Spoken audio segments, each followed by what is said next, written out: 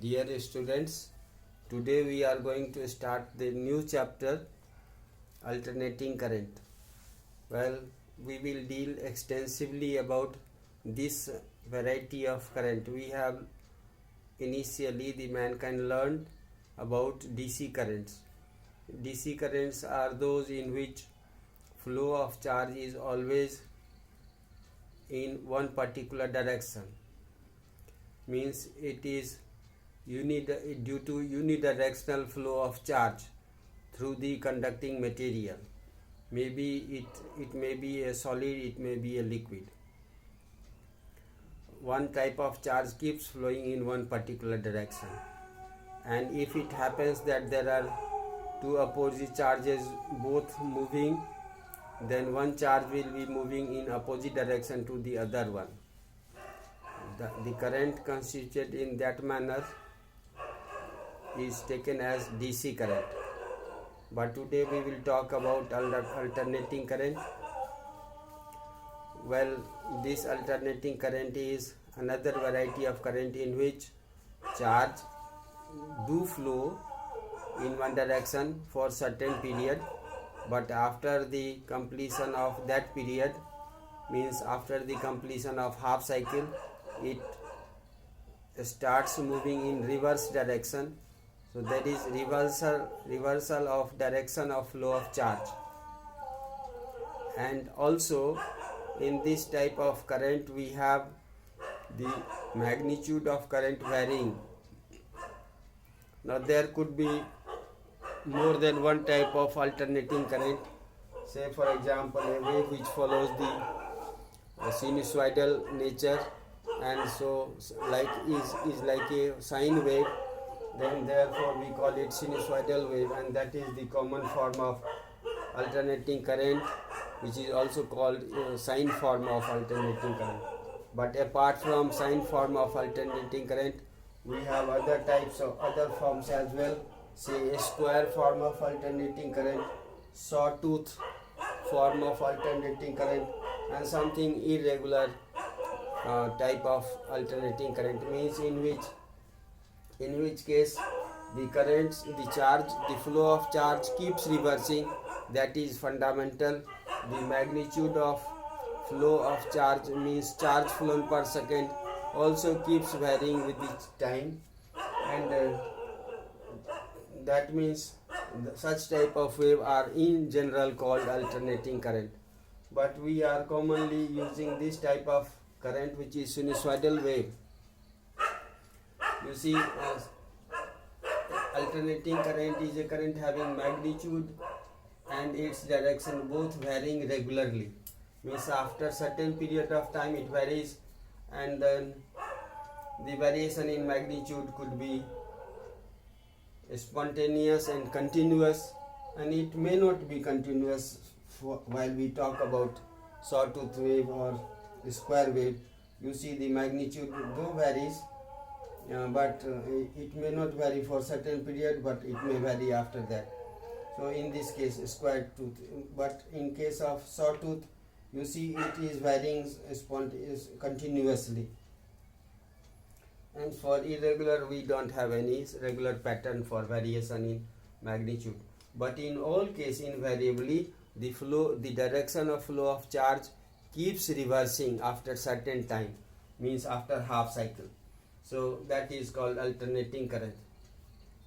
Here you see the total charge flown per second is maximum at certain point, which is called peak, and that is corresponding to peak voltage, peak positive voltage, and then this happens after the lapse of time, total 1/4 of the time period of oscillation. Means if the wave is taking capital T time to complete one oscillation, then in the 1/4 of that time it will attain the peak value, provided the EMF, the voltage of the wave at time t is equal to 0 was taken to be 0.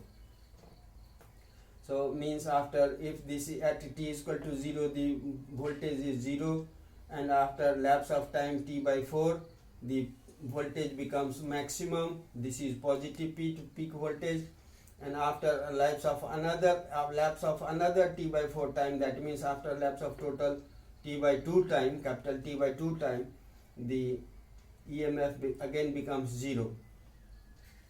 And further, if we allow the time to pass on, then after certain time, say t is equal to 3t by 4, means 3 times the t by 4 value, the peak voltage is again maximum, but it is on the negative side. Means if we happen to take this the upper circle, the upper part as the flow of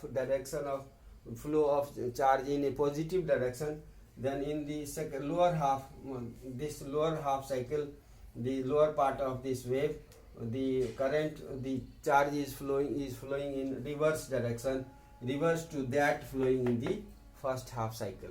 So that means in this case we have negative peak voltage maximum at this point when t is equal to 3t by 4.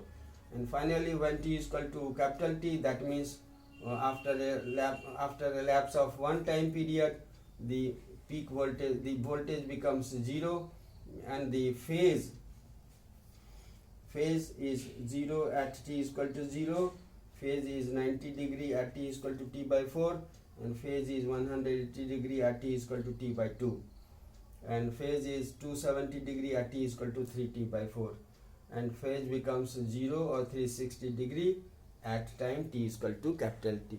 So this is all about the alternating wave, which is of sinusoidal form. The maximum displacement from mean position, which we have already learned in junior classes, is called amplitude, and the distance traveled on completion of one wave is called wavelength, and the frequency is related to time period in this manner. Reciprocal of time period is frequency. What is frequency? We all know it is the number of cycles completed in 1 second is frequency. And what is time period? Time required to complete one oscillation is called time period. So we have all learned these in junior classes. The instantaneous EMF, the instantaneous potential, the instantaneous voltage of alternating wave sinusoidal nature could be given by E is equal to E0 sine omega t plus phi 0, where omega t represents the phase and phi 0 is called epoch. Epoch means as the phase at the time t is equal to 0. Here in this case we have taken phase at the time t is equal to 0 as 0, but it could not be always true. At time taken t is equal to 0, maybe the wave was having certain phase, so that phase is mentioned here, and from that value is known as epoch. That means the phase of the wave at time of a start, that is at t is equal to 0, whatever phase it was having is called epoch. So this is the, now you see we have derived this expression in the case of simple harmonic motion. So I please request you to refer to the simple harmonic motion which you have learned in class 11. This will be quite helpful because we shall be applying those concepts in this chapter very frequently and rigorously. So thank you and have a nice day.